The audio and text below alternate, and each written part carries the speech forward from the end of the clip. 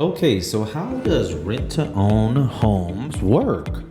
And I get this question answered a lot, so I'm super happy to answer it. So, rent to own, first off, I'm Alan Jimenez, real estate broker here at homesofheights.com, license number 0549644, Texas. Today, we're going to be learning a whole lot about real estate, so let's get going. The first thing you do, of course, is apply.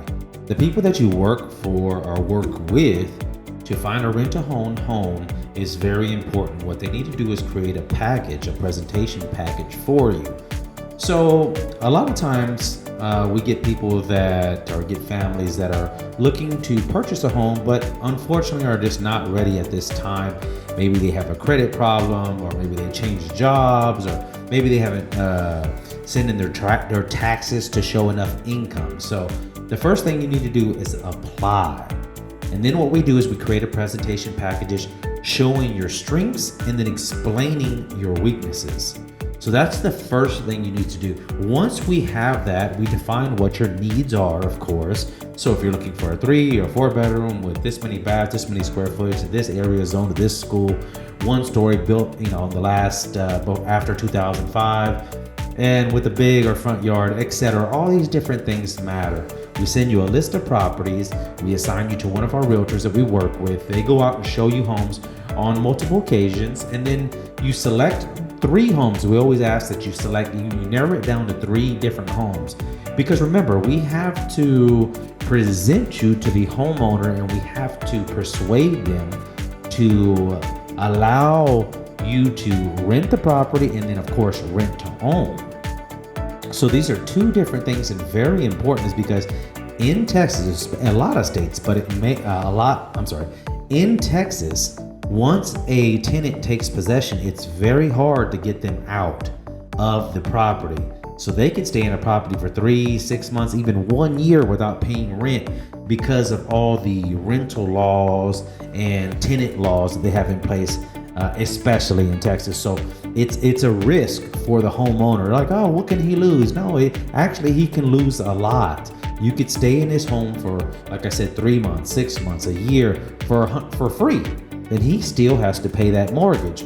Or you could damage the property. Sometimes people have big parties and tear properties up. Sometimes properties are not taken care of. If it's security wise, somebody goes in there and rips all the copper wires out, takes all the sinks, the granite, the refrigerator, everything. So lots of things can happen, not to mention fires and damage and all that good stuff.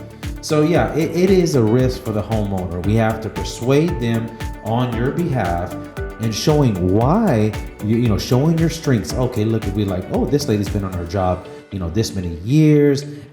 She has fairly good credit. She had a credit problem with the hospital bills, as you can see here, or she had some late payments going through a divorce, or he does, whatever the case may be. We have to persuade that owner to allow them to rent the property and you to take possession. Does that make sense? I sure hope it does. Once we do find our property, we get it approved by one of the homeowners. We then write up a contract and we determine if you want to set an X amount of dollars towards your down payment. We highly suggest this. So let's say, for instance, your payment is $1,500 for rent. Well, then we work it out. We need to come up with 3.5% of the down payment, which should roughly be about $6,000. So let's go ahead and 6,000 divided by 12. It's about, $500 or so a month. So let's round that $1,500 for your monthly payment. We'll put $500 into an escrow account, goes into the title company, and then that money will be ready for your down payment when you need it. And then, of course, what's good about it, they'll have a record of all the money that you sent in because it's going through title. It has a record of where this money came from. In the bank, it's important because lenders and bankers are going to require that. They want a money trail because they don't like gifts to the tenant or the buyer. They like to have a trail of money. Now they do allow gifts, but then it's an X amount of dollars, and they want to see a gift letter. So because of all that stuff that happened, with the recession back in 2000 and 2007. So 2007, 2008. there's a lot of Freddie Mac and all these different things, laws that we have to go by now to make sure that we don't go back into a recession. And one of them is called the money trail. They want to have that. Lenders want to see that you have risk, that you have some skin in the game. You'll see that a lot. They want to see like, okay, she just can't, or he or she can't walk away from this property without losing anything.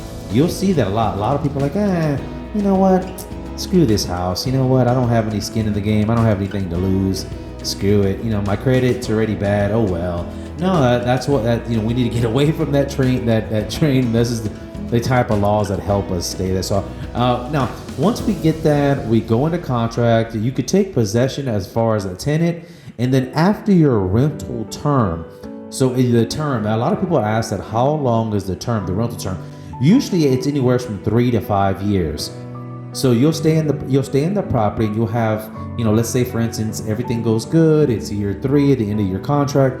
Then you can either do one or two things.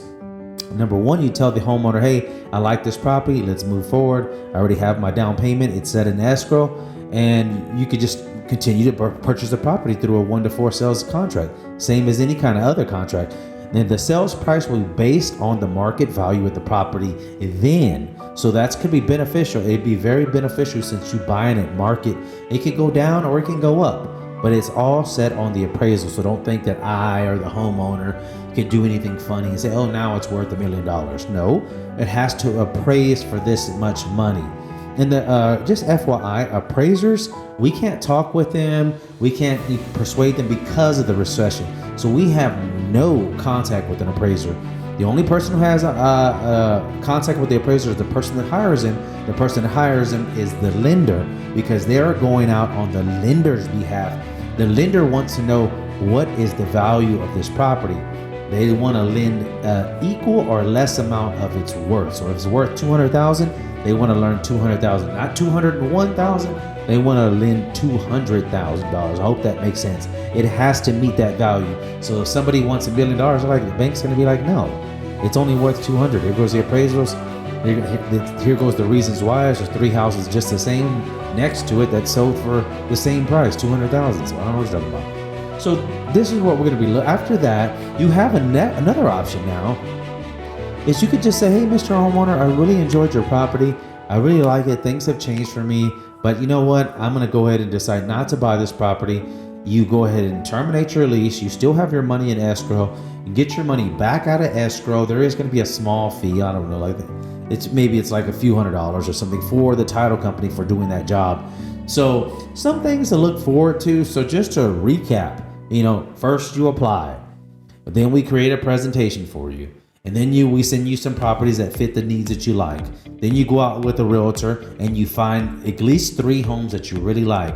Then we persuade on your behalf, showing your strengths and weaknesses, explaining to what happened. After that, we come with a rental contract and then another contract that goes into escrow for your down payment in 12, 24, 36, whatever the case may be. We divided that down payment that's required. And then divide that by the amount of months. So like I said, if it's 1 year and 12 months, 2 months, you understand that. And then after that, at the final note is you finish your contract for your rental. It's time to buy, and you have 2 decisions. Yes, I want to buy it. I have my down payment in escrow. Let's close the deal.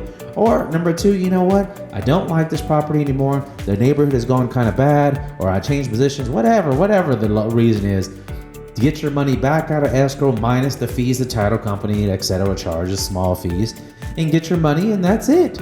And then we can go buy another house. So I hope that it helps a lot. I'm Alan Jimenez, a real estate broker here in Texas. I'm still licensed. I've been doing this for nearly almost 20 years now, 17 to be exact. My license number is 0549644. I have a couple of companies, homesofheights.com, which is specializing in the Houston Inner Loop area. And then I have hpagents.com, which I train and mentor real estate agents. And then I have another one called Wholesale to Millions that works with wholesalers and investors training. So this is what I do. I just want to let you know that you're in good hands when you're talking about real estate. You can't really lose me on this one. So anyways, I hope you like it. I'll see you on the next one. Bye-bye. Well, I sure hope you learned a few things about real estate. If you liked it, give it a thumbs up and like. I sure hope to see you on the next podcast. I'm Alan Jimenez, license number 054-9644 in Texas. See you guys.